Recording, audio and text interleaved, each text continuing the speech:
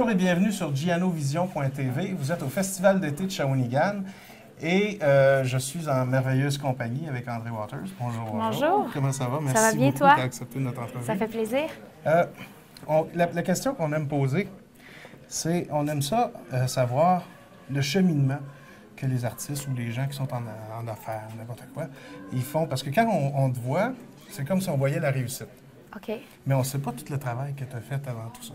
Comment ça a commencé? Oui, c'est hors que loin. Une grosse question en partant. C'est ça. Bien, moi, j'ai commencé, je faisais de la chorale. J'avais 6-7 ans, donc j'étais dans une chorale. Puis c'est là vraiment que j'ai découvert ma passion pour la chanson. J'ai toujours aimé chanter, ça a toujours fait partie de moi. Puis à un moment donné, j'ai arrêté la chorale, puis je restais un peu dans l'ombre. J'aimais chanter, mais j'étais très, très gênée.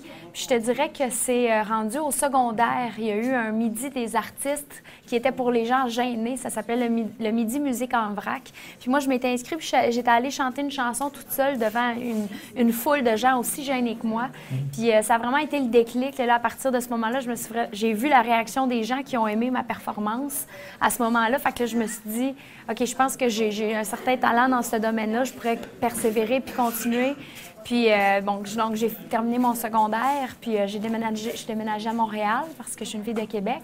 Et là, en arrivant à Montréal, bien là, j'ai commencé à travailler pour des stations de radio, à faire de l'enrobage musical qu'on appelle des publicités pour la radio. Puis j'ai été choriste aussi pour les mecs comiques. Ah oui? Puis oui, c'est ça. J'ai travaillé pour les mecs comiques 3 ans à TQS. Ah oui? Moi, je faisais les effets OK. sonores.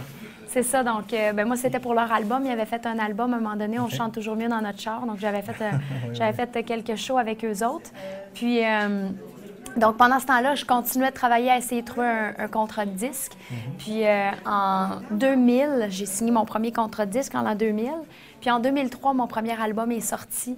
Donc, ça a pris 3 ans de travail là, vraiment pour peaufiner le premier album. Puis, donc, à partir de 2003, là, mon premier album est sorti. Puis, j'ai vraiment pu faire ce métier-là à temps plein à partir de ce moment-là. Donc, mais je te dirais que mon premier contrat officiel a été à l'âge de 15 ans. Quand j'étais encore dans la région de Québec, j'ai été engagée pour une comédie musicale de Noël qui s'appelait Noël à Québec. Et ça a été mon premier contrat. Donc, je te dirais que depuis que j'ai l'âge de 15 ans, je fais ça professionnellement. Là, mais ça a été toute une démarche là, jusque-là. Tu parlais tantôt là, à 2000 de signer un contrat. L'album est sorti en 2003. Oui. C'est quoi l'ouvrage qu'il y a à l'intérieur? Parce qu'il y a beaucoup de gens qui ne savent pas ce qui se passe en arrière. Là. Que des fois, tu fais un album, ça sort en magasin, des fois même 1 an après que ça a été produit, tout ça. Mais qu'est-ce qui s'est passé dans ces 3 ans-là pour toi? Bien, moi, je continuais d'étudier, donc j'allais au cégep, puis j'étudiais aussi, je travaillais dans un sport expert. Okay. Donc, je travaillais à temps partiel, une journée par semaine, j'allais en studio, puis j'allais aussi à l'école. Donc, de 2000 à 2003, ça a vraiment été un horaire, là, 7 jours sur 7, que je m'étais fait pour être capable de tout faire en même temps, travailler, aller à l'école, faire mon album.